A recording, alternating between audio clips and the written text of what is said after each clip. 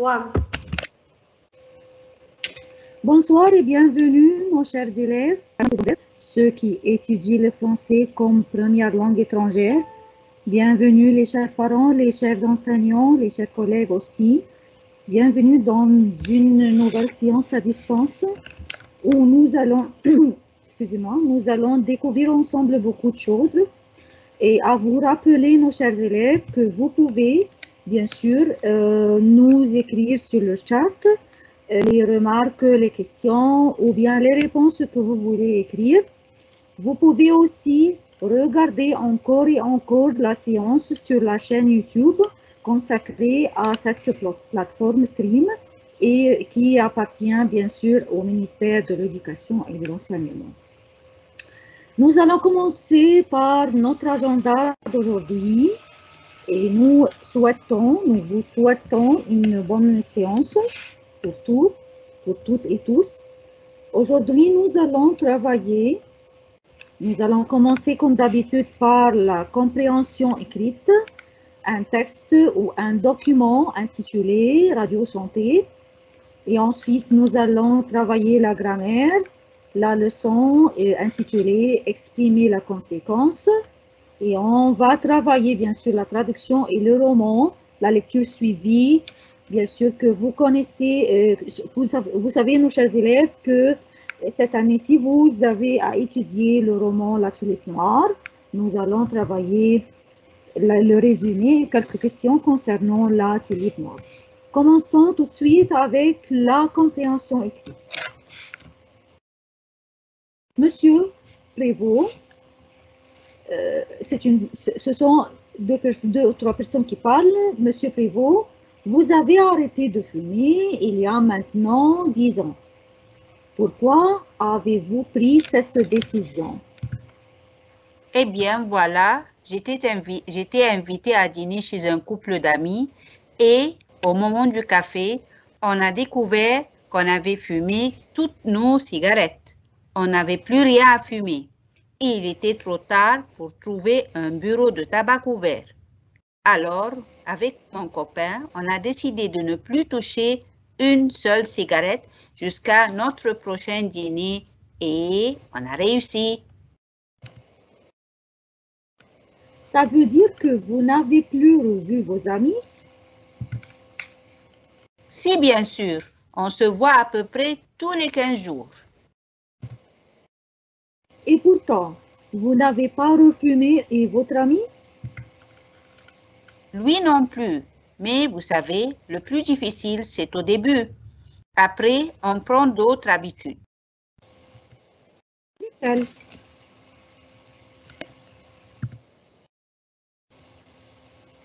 Au début, à chaque fois que j'avais envie d'une cigarette, je buvais un grand verre d'eau. Et puis, toute la journée, je mangeais des chewing-gums ou des bonbons. Quel changement avez-vous observé dans votre vie? D'abord, j'ai recommencé à sentir l'odeur des boulangeries, des fleurs dans les jardins. Et puis, je me suis mis à courir tous les matins. Très vite, c'est devenu moins fatigant. En fait, je me sens beaucoup mieux aujourd'hui. Monsieur Prévost, merci. Je vous en prie.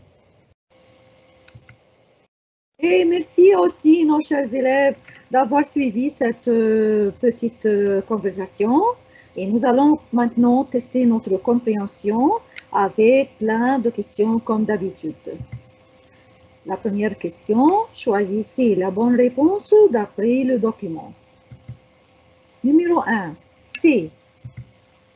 Un dialogue, un appel téléphonique, un chat, une lettre.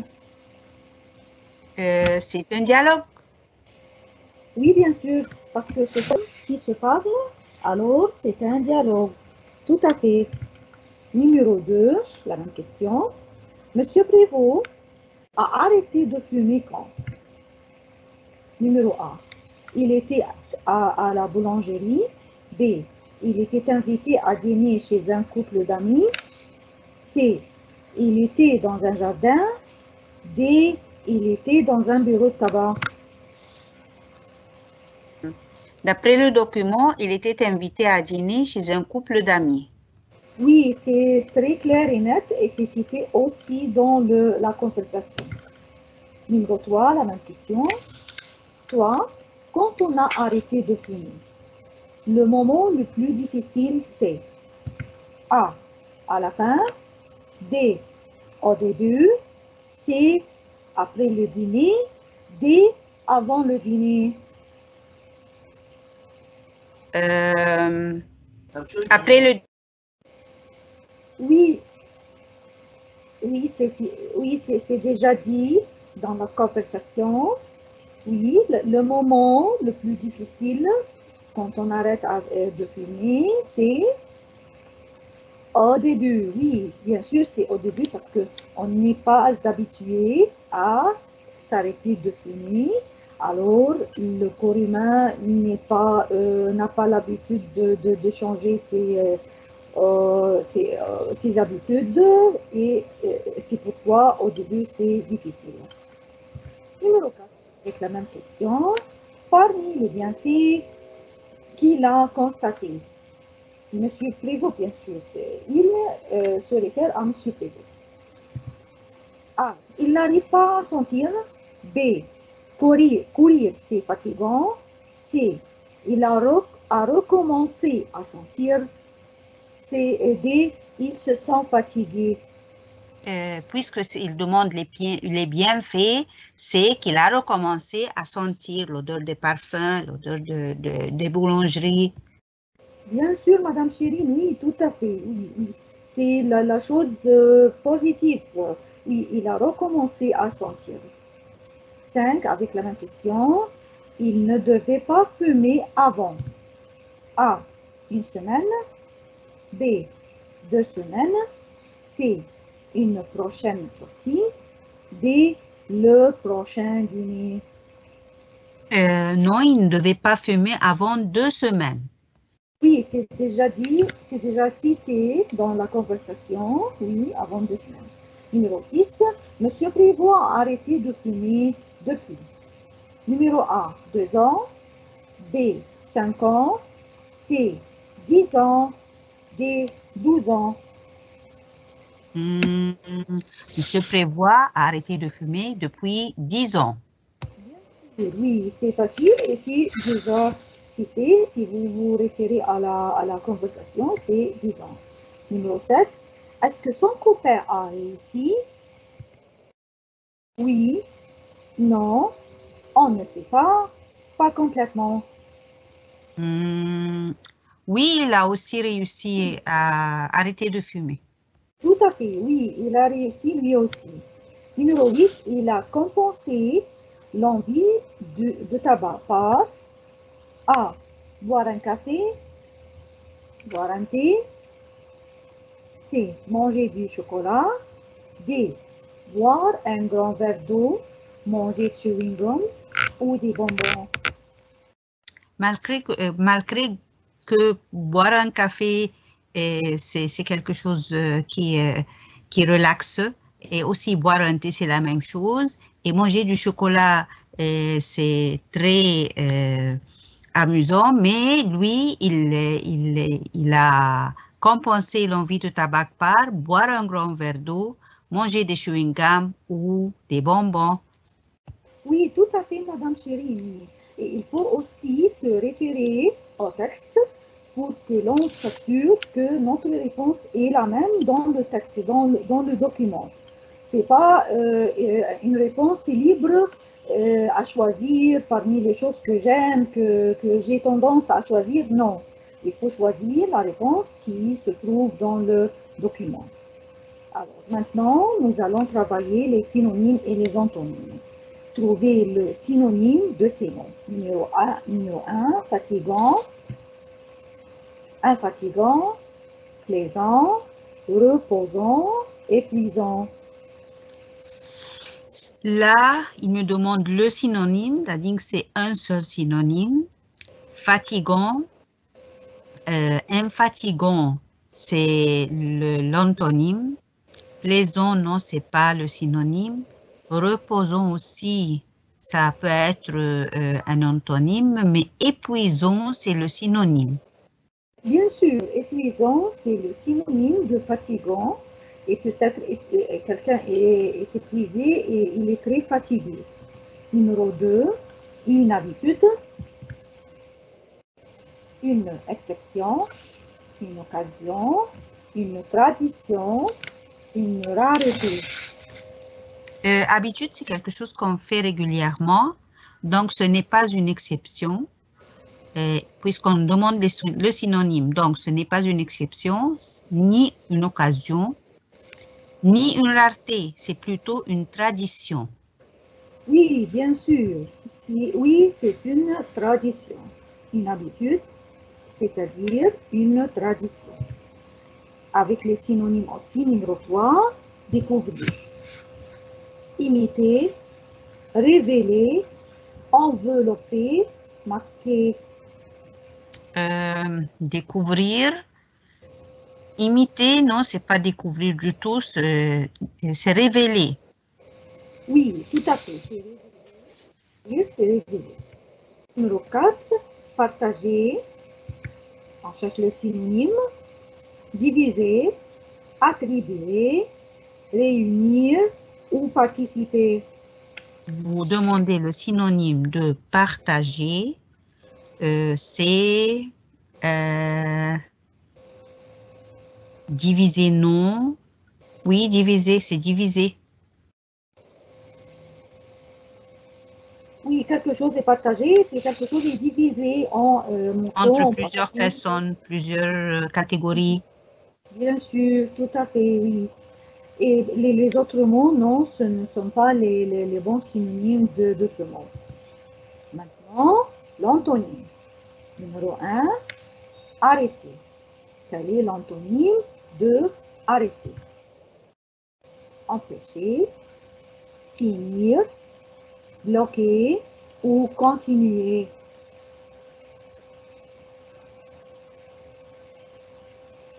Ici, il nous demande de l'antonyme de arrêter.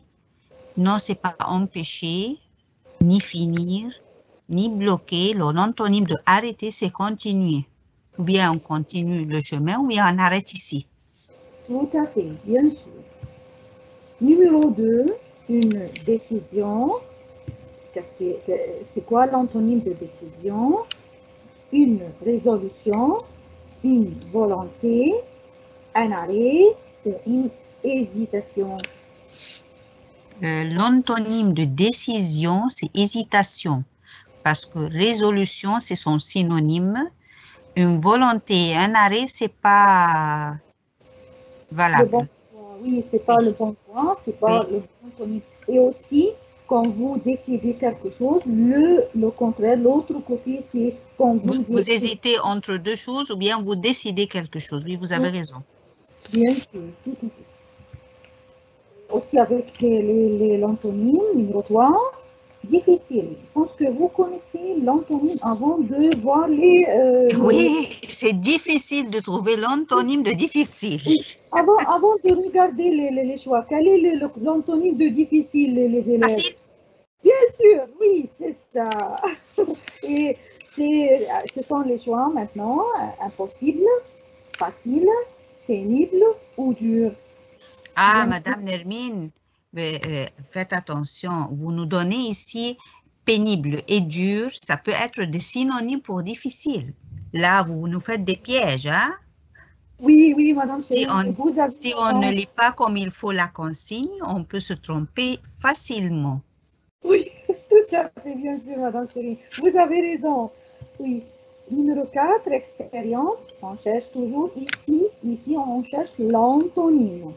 L'antonyme d'expérience, inexpérience, épreuve, apprentissage ou habitude. Oh, c'est très difficile puisqu'on sait que si on met le préfixe in, donc c'est le contraire. Expérience, le préfixe inexpérience, ça devient l'antonyme. Oui, bien sûr, oui, l'expérience. Et vous, quand vous connaissez nos chers élèves, le préfixe in nous donne le contraire ou l'antonyme de certains mots, bien sûr. L'expérience ici a pour antonyme l'inexpérience. Alors maintenant, nous sommes arrivés à la partie grammaire et nous allons découvrir ensemble aujourd'hui comment exprimer la conséquence. Nous allons observer d'abord quelques phrases et après avoir observé, nous allons découvrir ensemble la règle. Ce n'est pas un diplôme de master, donc je ne peux pas préparer ce concours.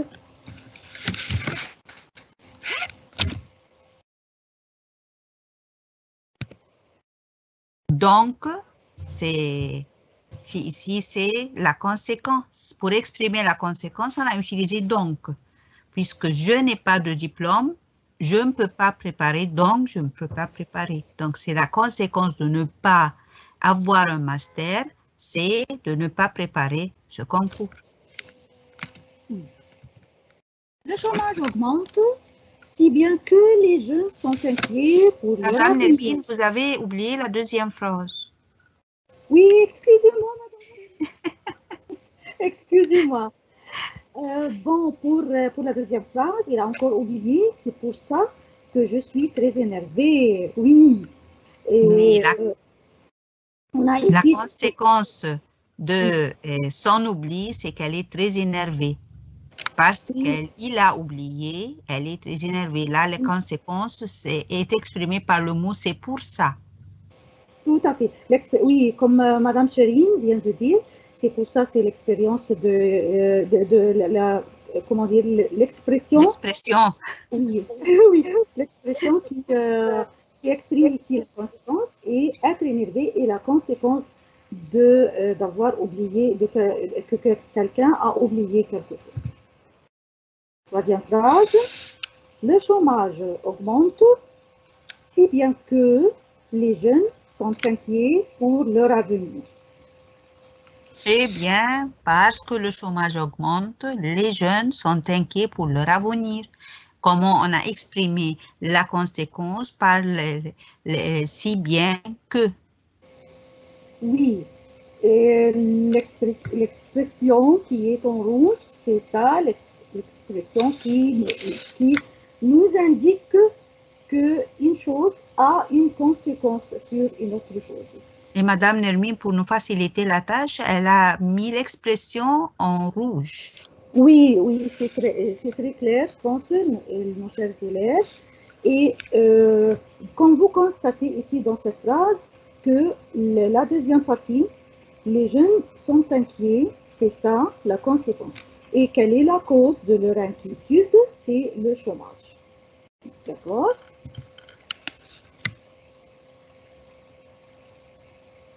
La porte de garage est fermée, alors passons par la porte de la cuisine.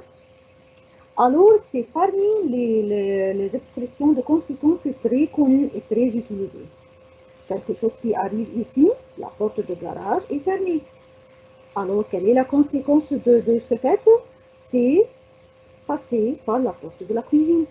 Et alors, la plus facile et la plus connue des expressions de la conséquence.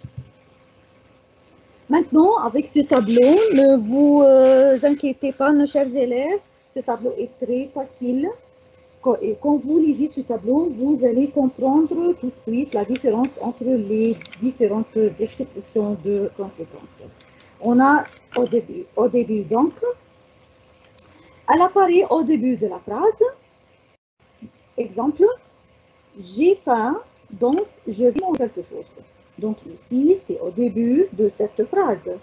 Donc, je vais manger quelque chose. J'ai faim, quelle est la conséquence? Je vais manger quelque chose. Alors, une autre expression, elle apparaît, pour le mot alors, elle apparaît au début ou dans la phrase. Les deux sont possibles. Elle se sentait malade, alors elle est allée chez le médecin. D'accord? Donc, elle se sentait malade, quelle est la conséquence? Elle est allée chez le médecin. Et on a utilisé alors ici, dans cette phrase, comme expression de la conséquence. C'est pourquoi, ici c'est très connu, elle apparaît au début ou dans la phrase. Il a raté le bus, c'est pourquoi il a dû appeler un taxi. Il a raté le bus. Quelle est la conséquence? Il a dû appeler un taxi et on a relié les deux parties par c'est pourquoi. Voilà pourquoi les deux ensemble, tout lié. Elle apparaît au début ou dans la phrase. Je n'avais pas d'argent, c'est la conséquence de ce fait. Voilà pourquoi je n'ai pas pu aller au cinéma. On a deux parties, je n'ai pas d'argent, je n'ai pas pu aller au cinéma et on a relié les deux parties par voilà pourquoi. D'autres mots, par conséquent, et faites attention, mes chers élèves, on dit par conséquent, non pas, on ne dit pas par conséquent, non c'est faux. On dit par conséquent. Elle peut être placée au début de phrase ou à l'intérieur de la phrase. D'accord? Il a beaucoup marché.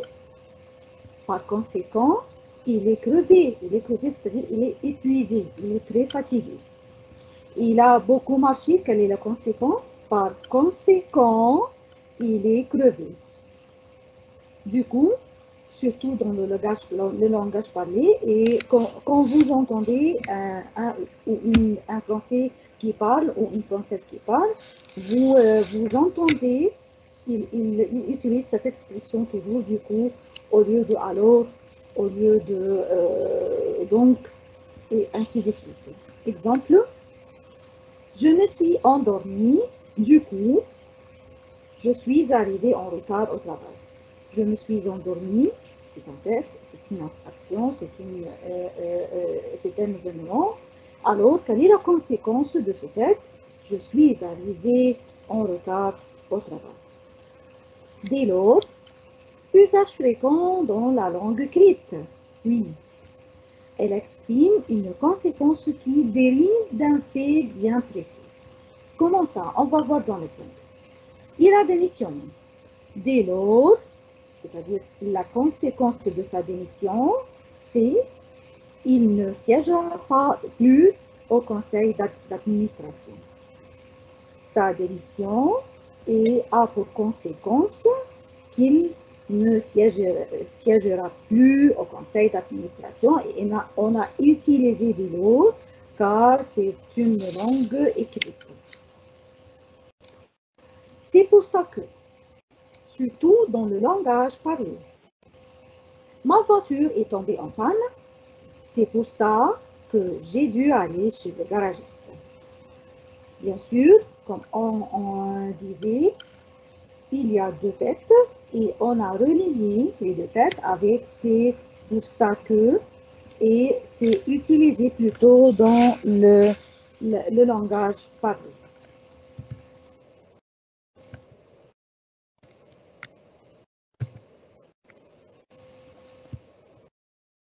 Je ne sais pas ce qui se passe, mais l'écran refuse de bouger. Oui.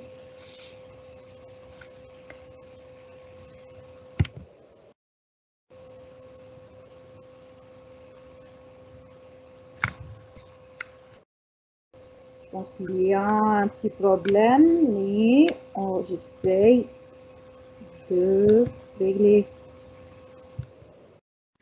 Il y a un petit problème.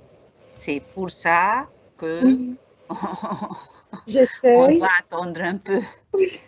Et par conséquent, on doit attendre juste une petite Par seconde. conséquent, on doit repartager le... Oui, vous pouvez partager depuis vous, Madame Chérine, si vous voulez. Ah oui, bien sûr.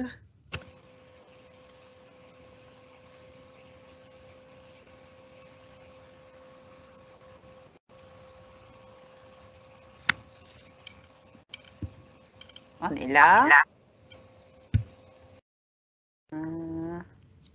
On est sur le tableau.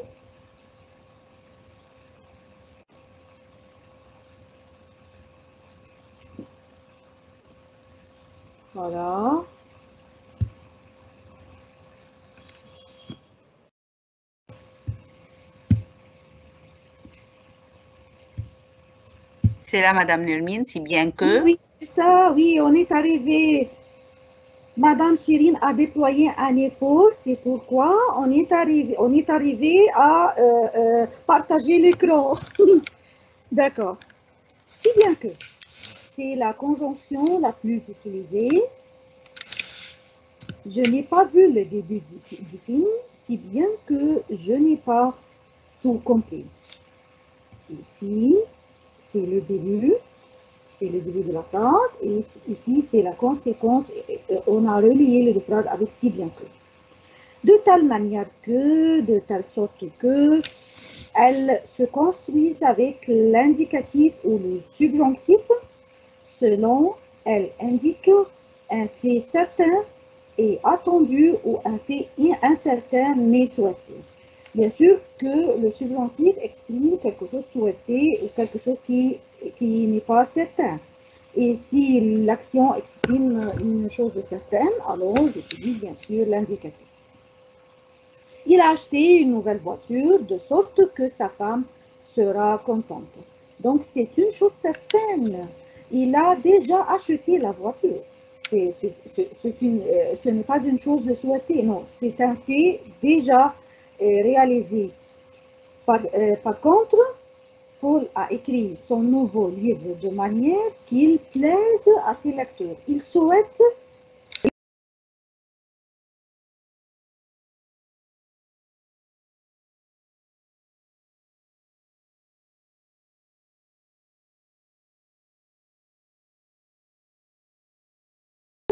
elles introduisent une notion d'intensité.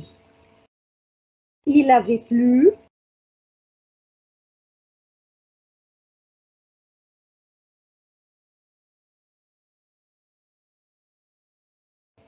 au point que certaines maisons étaient inondées. C'est-à-dire qu'il avait beaucoup plu, il y avait beaucoup de pluie, au point que certaines maisons étaient inondées. Quelque chose qui était intense. D'accord? Verbe plus tellement que ou tant que, elles introduisent une notion aussi d'intensité. Il a tellement bien travaillé que son projet a remporté le premier prix. Il a tellement bien travaillé, il a beaucoup travaillé, une action très intense. C'est pourquoi on a utilisé tellement que ou tant que. Tellement de plus non ou plus que. Elles introduisent une notion d'intensité aussi. Il y a tellement d'animaux dans ce parc que l'on se croit dans un zoo. Tellement plus adjectif, adverbe, locution verbale plus que. Elles introduisent une notion aussi d'intensité. C'était tellement inattendu que le souffle nous manque. Toujours avec quelque chose qui exprime l'intensité, on a utilisé tellement plus adjectif, tellement ici avec adjectif et le reste de la phrase. Alors, nous allons maintenant découvrir les verbes qui expriment la conséquence. Il y a plein de verbes que nous allons découvrir maintenant. Il y a le verbe provoquer, causer, entraîner, générer et aussi occasionner. Tous ces verbes expriment la conséquence. Voyons ensemble les exemples. La crise économique entraînera la perte d'emploi. La tempête a causé de nombreux dégâts. L'accident a provoqué un énorme embouteillage. Ne pas purger les robinets extérieurs génère des problèmes en hiver. Purger, c'est-à-dire nettoyer, stériliser, etc. L'alcool au volant peut occasionner, bien sûr, de graves accidents de la route, bien sûr. Alors maintenant, testons ensemble notre compréhension de la leçon de grammaire. Complétez en exprimant la conséquence. Le Le bébé avait de la fièvre, si bien que, bien sûr que vous pouvez répondre avec plein de réponses. Mais la réponse que nous avons ici maintenant, si bien que j'ai appelé le médecin venu. Et vous pouvez répondre comme vous voulez en exprimant ici la conséquence. 2. La situation s'est aggravée si bien que quoi, nos chers élèves? Si bien que le couvre-feu a été institué. Le couvre-feu, c'est-à-dire qu'il est interdit de marcher dans les rues, de circuler dans les rues, ainsi de suite. Numéro 3, le gouvernement a pris une mesure impopulaire quand, oui, et la population s'est révoltée. Ici, c'est la cause, le gouvernement a pris, et la conséquence, la population s'est révoltée. Numéro 4, il a arrêté de prendre les médicaments, si bien que, il y a une conséquence ici, ces douleurs sont revenues. La conséquence d'avoir arrêté de prendre les médicaments, c'est que les douleurs sont revenues. Numéro 5. La voiture n'avait pas été révisée, si bien que, qu'est-ce qui s'est passé?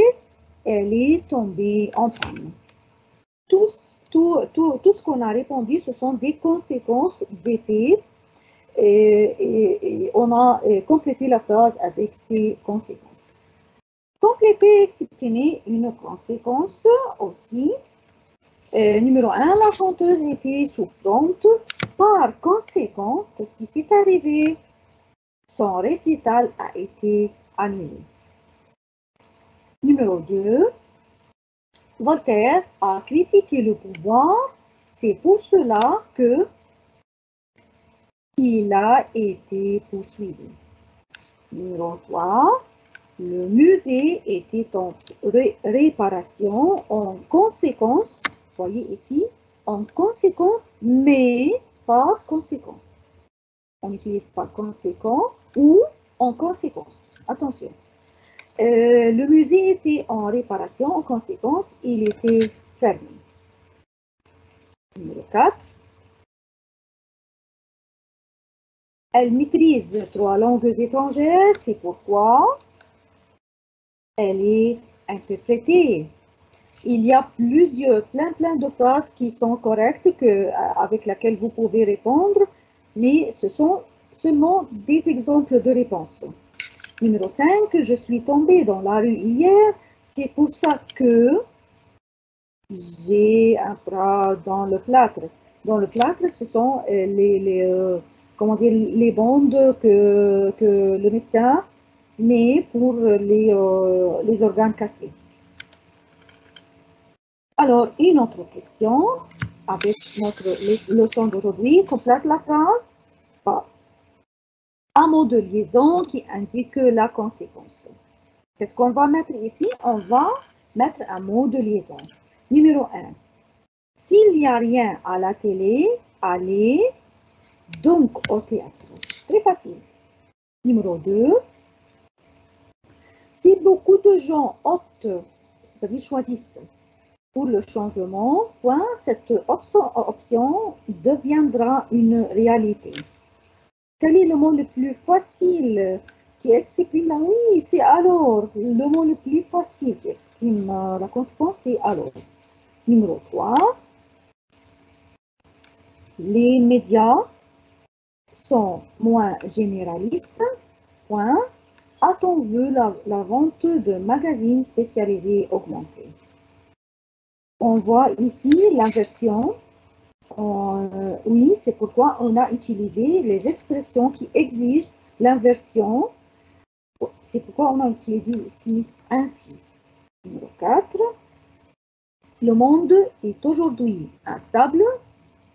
Est-il urgent d'éradiquer les armes destructrices? C'est pourquoi aussi, le mot aussi exige aussi l'inversion.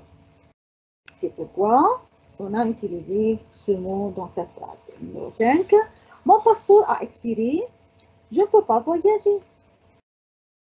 À titre d'exemple, par conséquent, plusieurs mots sont possibles, mais ici, on a utilisé par conséquent. 6.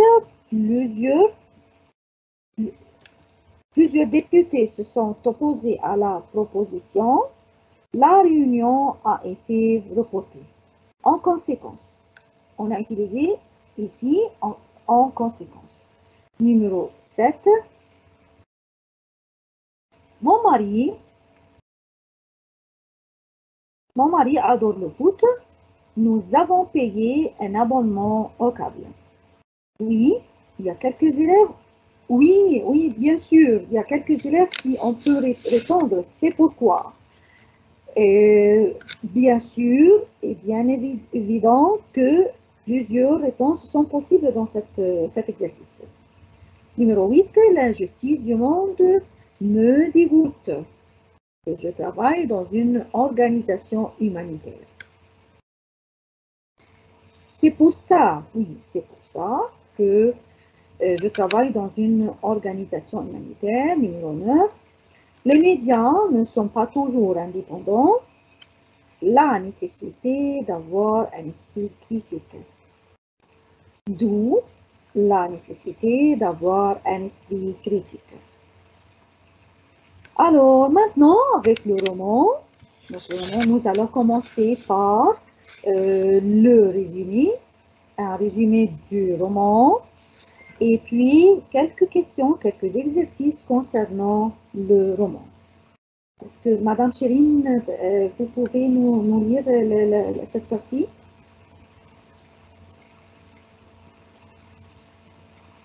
Oui, le gardien de la prison Lovestian s'appelle Griffus. C'était un homme dur et violent. Il accompagne Cornelius dans sa cellule. Tout à coup, dans l'escalier, une porte s'ouvre.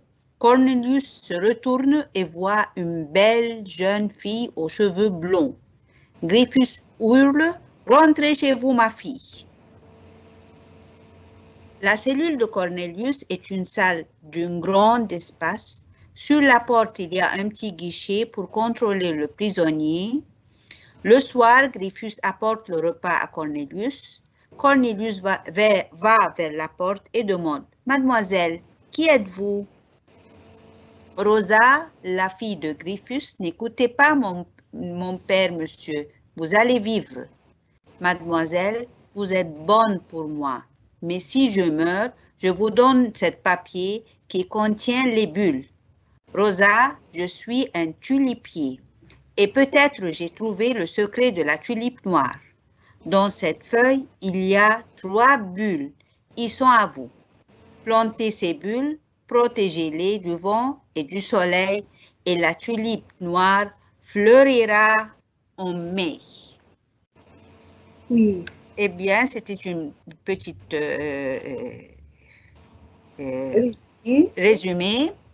Les questions. Griffus est un homme dur et violent, sûr et méchant, serviable et gentil, avare et orgueilleux. Oui, Quel est votre choix, Madame Nermi? Oui, Griffus, c'était le geôlier de la prison. Il était dur et violent. Oui, puisqu'il est geôlier de la prison, il doit être dur et violent. Griffus vit dans la prison, seul, avec sa fille Rosa, avec sa famille. Il ne vit pas dans la prison. Si, il vit dans la prison avec sa fille Rosa. Oui, il vit dans la prison avec sa fille Rosa. Troisième question. Cornelius demande à Rosa de planter les bulles de la tulipe, de laisser la porte de la cellule ouverte, d'appeler son ami ou d'aller chez son frère pour lui donner les bulles de la tulipe. Oui, il a demandé à Rosa, pour Cornelius, et il a demandé à Rosa de planter les bulles de la tulipe. Est-ce que vous vous rappelez, Madame Nermine, combien de bulles il lui a donné? Oui, c'était 3 bulles, oui, 3 cailloux. et quelles sont les conditions dans lesquelles elle doit garder les 3 bulles? En soleil, bien sûr, au début, et après avoir le caillou, je pense que Rosa a gardé après avoir la plante assortie de la terre, elle a gardé la plante dans sa chambre et elle fait sortir la tulipe au soleil pour 8 jours. Pour 8 heures par jour. Oui. Il condamne Cornelius à passer toute sa vie dans le prison, à mourir, à quitter le pays ou de rester au tribunal. Oui, la sanction finale était de passer toute sa vie dans la prison. Oui, de passer toute sa vie dans le prison. Trouvez la bonne réponse. Où le gardien a-t-il emmené Cornelius? Il y a ici les 5 questions, il y a 5 réponses. Vous devez choisir quelle est la réponse du numéro 1. Où le gardien a-t-il emmené Cornelius? La seule réponse qui va avec cette question, c'est numéro C, dans sa cellule en prison. C'était numéro B, Madame Nermine. B dans sa cellule en prison. Oui. Oui. Oui, tout à fait raison. C'est dans sa cellule en prison. Et vous avez lu la phrase très correcte, mais c'est seulement l'énumération qui vous échappe. Pourquoi le gardien dit à Cornelius qu'il va mourir? Ah oui, ça c'est numéro C, parce que le tribunal n'aime pas les traîtres. Oui. Qui a condamné Cornelius? Ce sont bien sûr les juges du tribunal numéro D. Oui, dans n'importe quel tribunal, ce sont les juges qui condamnent. C'est normal. Quel est le crime de Cornelius? C'est en numéro E, on l'accuse de conspiration contre Guillaume. Très bien, Madame Nermine. Et le tribunal condamne-t-il Cornelius à mort? La seule réponse qui reste, c'est numéro A. Non, il le condamne à prison à vie. Vous savez, Madame Nermine, si même j'ai pas lu le roman du tout, les questions, c'est facile à les répondre. N'importe où vous trouvez le ou, donc c'est dans. D'accord. Ça Oui, va? Pourquoi? La réponse c'est parce que. Bien sûr. Et aussi avec les questions, vous allez assimiler les événements du roman. Ah oui, c'est ça. Plus vous faites des questions, plus vous assimilez le roman lui-même. Voilà. Oui. On passe maintenant à la traduction. Voilà. Mon père a décidé d'arrêter de fumer car il est tombé malade. Une fois par semaine, il travaille pour une association qui collecte de l'argent pour aider les gens atteints du cancer. Cette association accueille les malades, leur conseille des moyens pour les aider à mieux vivre. Est-ce que vous trouvez des mots difficiles, Madame Nermine? Je pense que oui, la plupart des mots sont faciles, mais oui. Donc, l'éclair peut-être, mais en traduisant le mot, vous allez découvrir que c'est très facile. Et attention, Madame Nermine, si par exemple il y a un mot qui cloche avec moi, rappelez-vous mes élèves qu'il ne faut pas traduire mot à mot. Il faut traduire le contexte en général. En plus, il faut respecter la langue, soit sur laquelle vous allez traduire, c'est-à-dire respecter la phrase en arabe, comment il est construit, ou bien la phrase française, comment elle est construite, pour pouvoir bien formuler une phrase complète et qui donne le sens. Il n'y a pas de traduction mot à mot. Méfiez-vous. Bien sûr. Et si on peut traduire ce texte, on peut dire قرر أبي الإقلاع عن التدخين لأنه أصيب بالمرض لذا فإنه قرر أن يعمل مرة أسبوعيا لدى جمعية تجمع تبرعات لمساعدة الأشخاص المصابين بالسرطان. هذه الجمعية تعمل على احتواء المرضى وتعمل أيضا على نصحهم وإرشادهم لمساعدتهم على الحياة بطريقة أفضل. Merci, Madame Nermine. Votre traduction est excellente. On passe à la traduction en français. اجعلوا بيئتكم خالية من التدخين لتسهيل إقلاعكم عن التدخين. تخلصوا من جميع السجائر والكبريت ومنافذ السجائر، وتذكروا أن التدخين يزيد من آثار التوتر، وأن الإقلاع عن التدخين سيقلل من التوتر على مدى بعيد أو الطويل. Oui, je pense qu'il y a quelques petits mots qui sont difficiles. Comme mais si on traduit le texte entier, et on peut dire rendre votre environnement sans fumée pour faciliter notre arrêt. Débarrassez-vous, c'est-à-dire تخلصوا de toutes les cigarettes, allumettes et cendriers. Cendrier, c'est منافذ السجائر en votre possession. N'oubliez pas que la cigarette augmente les effets du stress et que l'arrêt permettra de réduire le stress à long terme. À long terme, c'est-à-dire على المدى الطويل. Et Madame Nermine, si je dis rendez votre environnement sans tabac pour faciliter notre arrêt, ça marche? Oui, bien sûr, c'est correct. Oui, bien sûr. Donc, je n'ai pas une traduction fixe. C'est une traduction simplement qui me donne le sens. C'est pas le fait de traduire le mot à mot, c'est le sens qui m'intéresse. Oui, parce que comme vous savez qu'il y a plusieurs synonymes pour chaque mot, il y a plusieurs expressions qui expriment la même chose avec d'autres manières, etc. Donc, merci pour votre attention, mes chers élèves. Merci, Madame Nermine, votre collaboration. Et